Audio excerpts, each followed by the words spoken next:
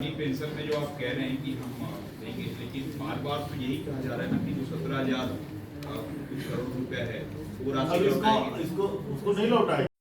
One विभाग का था, मुख्यमंत्री वृक्ष संपदा योजना हम लोगों ने जो प्रारंभ किया हुआ है उसमें पहले लगाने और उनकी मदद करने तक है। अब आज इसकी विस्तार करके उसकी मार्केटिंग तक किसानों को सपोर्ट करने की योजना हम लोगों ने आज लाया है। इसको भी मंत्रिमंडल ने अनुमति दी है। नहीं मैं खुद ही कराऊंगा। युवा तो बता दिया ना।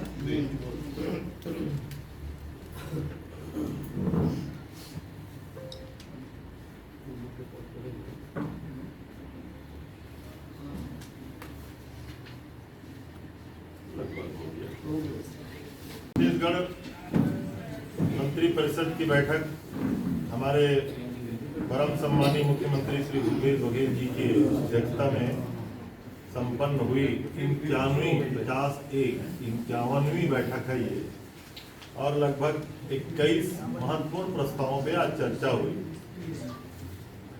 आज के कैबिनेट का जो सबसे महत्वपूर्ण फैसला है वो ये है कि 1/11/2004 और उसके पश्चात के नियुक्त राज्य के कर्मचारियों हेतु पुरानी पेंशन योजना, माननीय मुख्यमंत्री जी ने पुरानी पेंशन योजना लागू करने का निर्णय लिया। केंद्र सरकार से इस हेतु लगभग 17,545 करोड़ रुपया कर्मचारियों की निधि जो जमा है, हमने इसकी मांग की। केंद्र सरकार लगातार ये राशि देने के लिए अब केंद्रीय वित्त मंत्री माननीय निर्मला सीतारमन ने तो मना ही कर दिया। केंद्र सरकार के राशि वापस करने की मनाही के बाद भी हमने छत्तीसगढ़ सरकार ने पुरानी पेंशन योजना को लाभ कर्मचारियों को देने का निर्णय लिया है।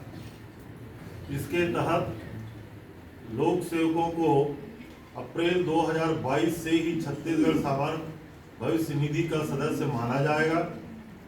1 नवंबर 2004 या उसके बाद नियुक्त तिथि से 31 मार्च 2022 तक एनपीएस खाते में जमा कर्मचारी अंशदान और उस पर अर्जित लाभांश शासकीय कर्मचारियों के एनपीएस नियमों के तहत देय होगा।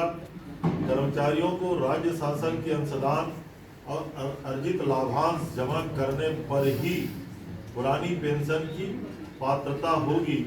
इसके लिए शासकीय सेवकों को एनपीएस के अंतर्गत बने रहने, दोनों उनके लिए विकल्प देने की छूट प्रदान किया गया है। पूर्ववत बने रहने या पुरानी पेंशन योजना का लाभ प्राप्त करने का विकल्प शपथ पत्र में देना होगा। यह विकल्प भी अंतिम और अपरिवर्तनीय होगा।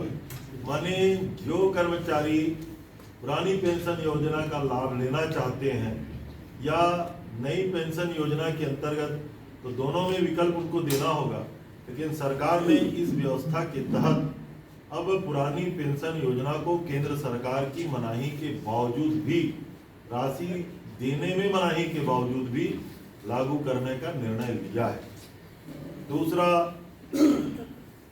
महत्वपूर्ण निर्णय, केंद्र सरकार ने सभी राज्यों को भेजा है कि जो पूरे देश में चर्चा है ऑनलाइन जुआ का, महादेव ऐप जैसे इस प्रकार के जो कुरीति है, केंद्र सरकार ने भी कहा है स्टेट इसके लिए कानून बना सकता है।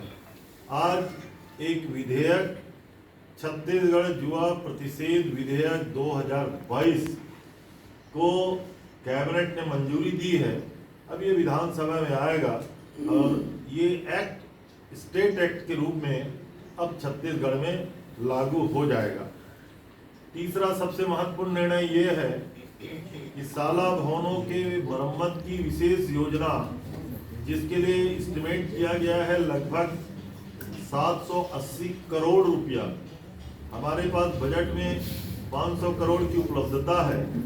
इसके अतिरिक्त जो राशि इसमें लगनी है उसको मंजूरी देते हुए कार्य की एजेंसी आरईएस के माध्यम से कराने का जिले में कलेक्टर को नोडल बनाया गया है। इस राशि से प्रदेश के सारे स्कूल भवन जो जीर्ण शीर्ण हो गए हैं उसका संधारण किया जाएगा। अन्य जो महत्वपूर्ण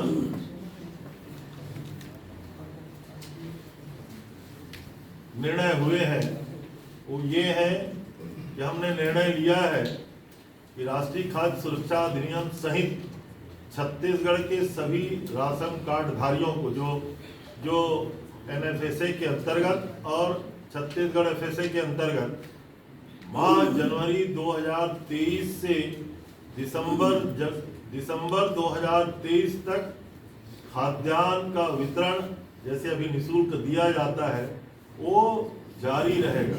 फिर से समझ लीजिए, दिसंबर 2023 तक इनको निःशुल्क चावल का वितरण जारी रहेगा। इसमें लगभग 52 और 11 कितना हुआ 63 लाख राशन कार्ड धारी हैं जिनको निःशुल्क खाद्यान्न का वितरण होता है। ये अब हम बढ़ा करके पूरे प्रदेश में दिसंबर 2023 तक जारी रखेंगे। निर्णय हुए हैं रायपुर, जो नवा रायपुर हम लोगों ने जो बनाया हुआ है उसमें क्षेत्रफल श्रेणी के आधार पर जो भूखंडों की लीज प्रीमियम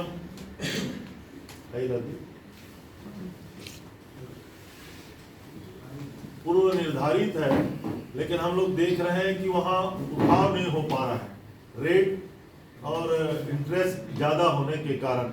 आज हम लोग निर्णय लिए हैं कि निर्णय लेने के 90 दिन के भीतर अगर वो राशि पूरी अदा करेंगे तो ब्याज की राशि 25% और सरचार्ज में पूरी छूट देंगे, और जो 90 दिन के भीतर आंशिक जमा करेंगे उसको अलग अलग श्रेणी में छूट देने का निर्णय लिया है। इससे नवा राजधानी में उठाव होगा।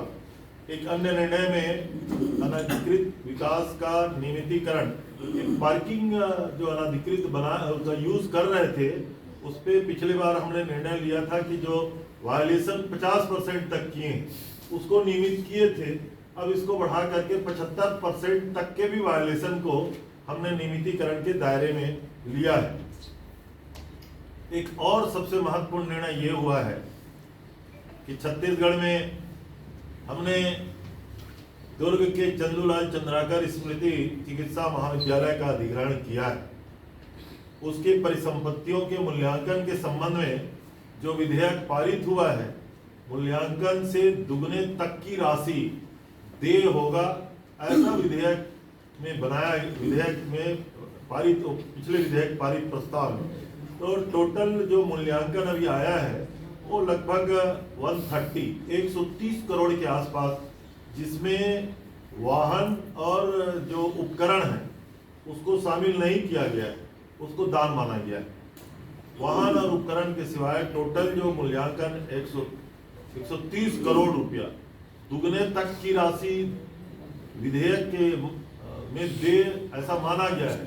लेकिन आज कैबिनेट ने फैसला लिया है 1.15 माने 1.5 गुना भी नहीं ना, 1.15 के वृद्धि करके उनको राशि दे होगी। आज मंत्री परिषद ने इसको पारित किया है। एक बहुत महत्वपूर्ण और निर्णय हुआ है, जो जुडिशियल इंक्वायरी भीमा मंडावी माननीय विधायक जी की मृत्यु हुई थी, तो उसका जो रिपोर्ट आया है उसको हम लोगों ने मंजूरी दी है, वो विधानसभा के पटल में रखा जाएगा। इसके अलावा बहुत महत्वपूर्ण निर्णय ये हुआ है कि आने वाला वर्ष मिलेट मिशन का पूरे देश में लागू किया जा रहा है। चैनल में आप लोगों ने देखा है कि पार्लियामेंट में भी प्रधानमंत्री जी इसको प्रमोट करने के लिए मिलेट्स का यूज़ कर रहे हैं। छत्तीसगढ़ में यूं ही पहले से हम लोग मिलेट मिशन लागू किए हुए हैं। छत्तीसगढ़ पहला राज्य है जहां हमने कोदो का और कुटकी का समर्थन मूल्य घोषित करके खरीदी भी कर रहे हैं। 52,000 क्विंटल मिलेट्स की खरीदी छत्तीसगढ़ सरकार कर चुकी है।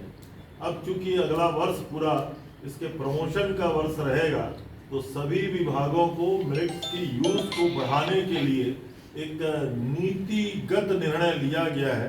उसमें जवाबदेही तय किया गया है। एक प्रस्ताव ये किया गया है, जैसे पीडीएस चलाते हैं आदरणीय, इनके यहाँ भी मिलेट्स का यूज किया जाए। जैसे रेडी टू ईट चलता है महिला बाल विकास में, वहाँ उसका कैसे यूज किया जाए।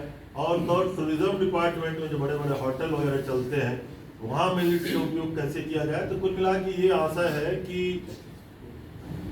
मिलेट्स का उपयोग ज़्यादा से ज़्यादा बढ़े, ताकि छत्तीसगढ़ में ये इसका उत्पादन जो लगातार बढ़ रहा है, 52,000 क्विंटल तो हम खरीदी कर चुके हैं।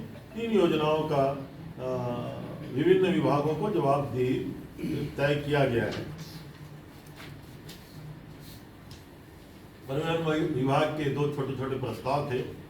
एम्बुलेंस, पिछली बार क्या हुआ था, कोरोना के बाद एम्बुलेंस की खरीदी कुछ बहुत बढ़ी हुई है, तो उसके जो शुल्क है उसमें थोड़ा सा एम्बुलेंस की खरीदी और बढ़ेगी।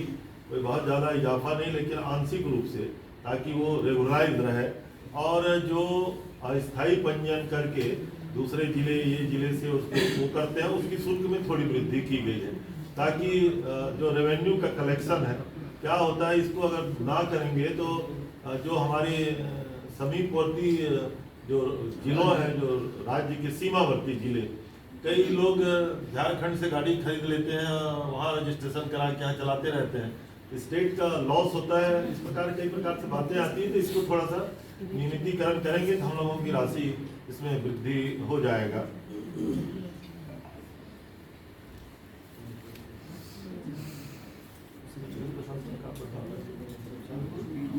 एक नगरीय प्रशासन में महत्वपूर्ण निर्णय लिया गया है। जो कॉलोनाइजर से हम लोग 25% EWS और LIG के लिए जमीन लेते थे, मध्य प्रदेश ने इसको संशोधन किया है।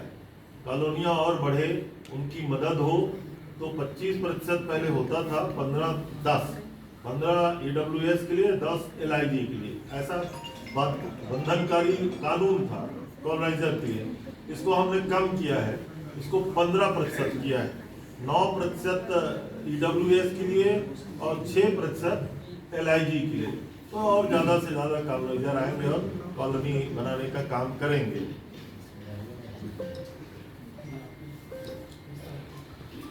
ये 2 प्रस्ताव है, एक तो नगर पंचायतों का है, एक नगर निगम का है, नगर पालिकाओं का है। और